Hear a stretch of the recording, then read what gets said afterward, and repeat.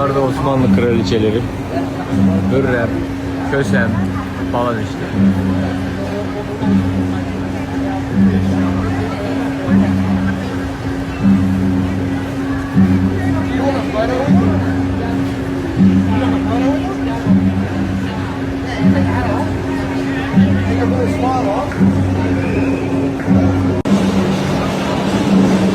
Böyle